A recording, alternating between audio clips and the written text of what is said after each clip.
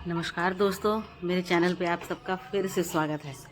दोस्तों, मार्च का महीना अब एंड होने वाला है और यही समय है पौधों के ग्रोथ का, क्योंकि दिसंबर, जनवरी, फरवरी ये 3 महीने रेस्ट में रहने के बाद जैसे ही मौसम चेंज होता है और बाहर का मौसम आता है यानी मार्च आ जाता है, 15 फरवरी के मार्च के बाद ही इनफैक्ट, लेकिन मार्च में इनकी ग्रोथ ज़्यादा तेज़ी से शुरुआत होती है, क्योंकि मार्च में थोड़ा सा मौसम चेंज होता है, सर्दियां खत्म हो जाती है और थोड़ी थोड़ी गर्मी शुरू होती है। तो ये समय पौधों के ग्रोथ का बहुत ही अच्छा समय होता है। बहुत तेज़ी से पौधे ग्रोथ करते हैं।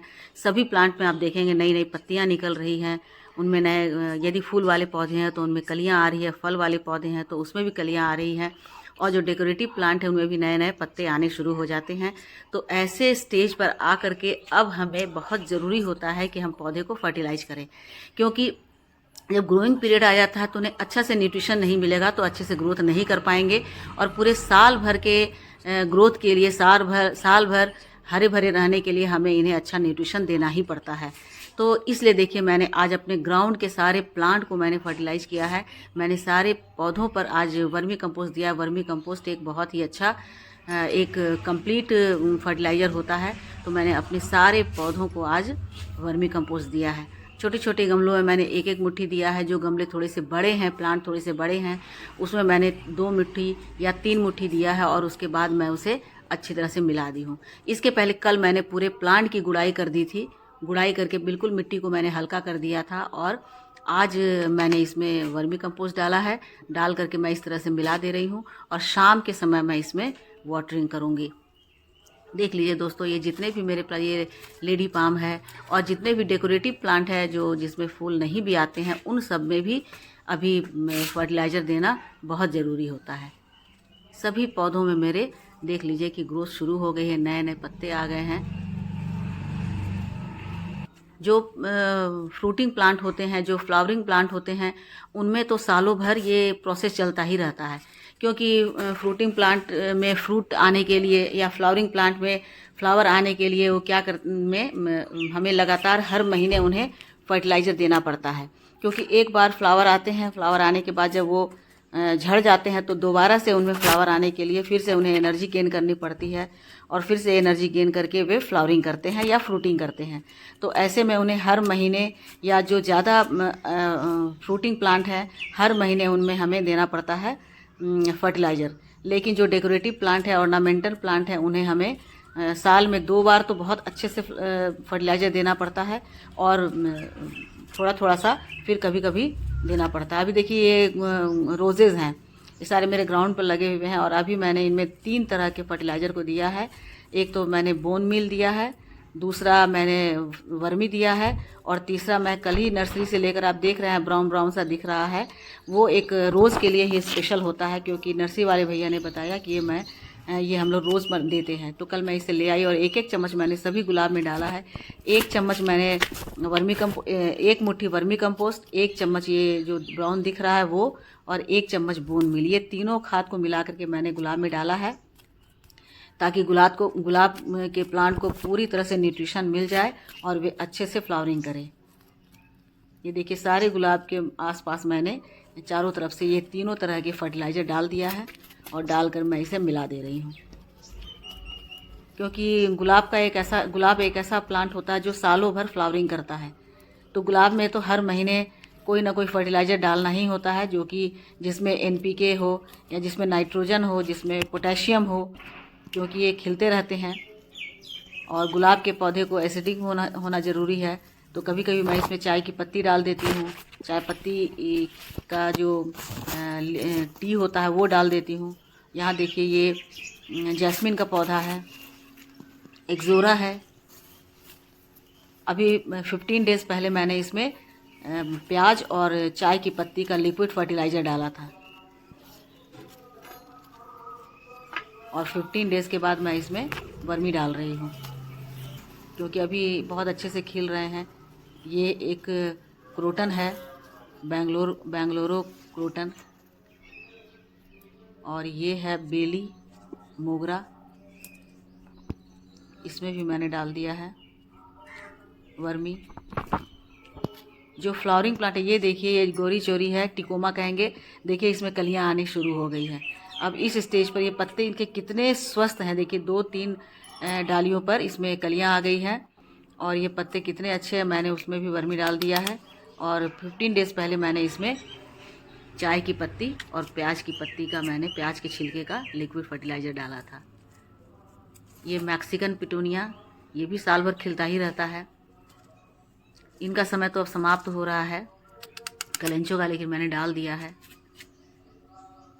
बेबी सनरोज, जेड, ये एक सकलेंट है, इसमें भी मैंने डाला। मैंने सारे प्लांट पे डाला। ये क्रासूला ओवाटा मैंने कटिंग से लगाया, देखिए इसमें भी मैंने डाल दिया है। इनके में भी ग्रोथ, अभी ग्रोथ का पीरियड है, तो क्रासूला ओवाटा हो चाहे जेड हो, उन सब में अच्छे से फ्लावरिंग ग्रोथ शुरू हो जाती है। ये कोलियस, ये चांदनी का पौधा, ये सिंगल पेटल, ये डबल पेटल, और उसी में एक गुलदाउदी का भी निकल गया है, तो मैंने उसे छोड़ दिया है। थोड़ा बड़ा होगा तो मैं उसे निकाल कर अलग पॉट में शिफ्ट कर दूंगी। ये है ब्लीडिंग हार्ट, देखिए इसमें भी फ्लावर आ गए थे, इसमें भी मैंने डाल दिया है और मैंने कुछ पत्ते भी डाल दिए हैं। ये मैंने कटिंग लगाया था अभी मार्च में, ये सब कटिंग मैंने लगाया था और सारे कटिंग अच्छे से चल गए हैं। और ये देखिए केले का प्लांट है, जिसे मैं पूजा के पर्पज़ के लिए रखी हूँ, लेकिन ग्रोथ काफ़ी अच्छी है, तो मैंने इसमें भी डाल दिया है वर्मी कंपोस्ट। ये तुलसी में भी मैंने वर्मी कंपोस्ट डाल दिया है। यहाँ ये मधुमालती है, मधुमालती में भी ग्रोथ बहुत अच्छी आ गई है और अब इनकी बेलें भी निकलने लगी है। कुछ कुछ डालियों में बेलें निकल आई है और कुछ में बेलें नहीं आई है। ये देखिए मेरे पान का प्लांट है और बहुत अच्छे से पान का प्लांट ये ग्रोथ कर रहा है। देखिए दोस्तों, तो सभी में मैंने इस तरह से कर दिया है, फर्टिलाइज़र दे दिया है। दोस्तों आप भी अपने पौधों को फर्टिलाइज़र दे दीजिए, क्योंकि यही वो समय है जब पौधों को बहुत ज़्यादा न्यूट्रिशन की ज़रूरत होती है।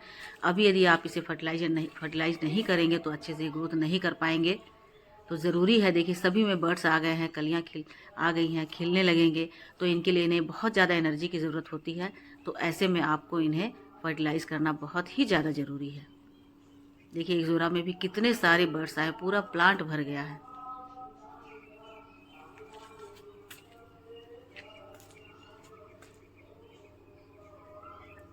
ये है चाइना डॉल, मनी प्लांट, देखिए मनी प्लांट को भी, मनी प्लांट पे भी अच्छे से ग्रोथ आई है। छोटे से एक बित्ता के पॉट में लगा हुआ, आप देख सकते हैं, एक बित्ता ही पॉट का है साइज, लेकिन इसमें कितने बड़े बड़े पत्ते आ रहे हैं, बड़े बड़े आप देख लीजिए। मैंने इसमें भी फर्टिलाइज़र दे दिया है ये सभी। और ये है क्रोसांड्रा, दोस्तों क्रोसांड्रा में भी बहुत अच्छी ग्रोथ हो रही है और बहुत सारे फूल खिल रहे हैं। तो इन सभी को भी फर्टिलाइज़र की बहुत ज़्यादा ज़रूरत है। दोस्तों आपने भी फर्टिलाइज नहीं किया है तो दे दीजिए। ये सिंगोनियम, ये मैंने छोटे से प्लांटर में बनाया हुआ है।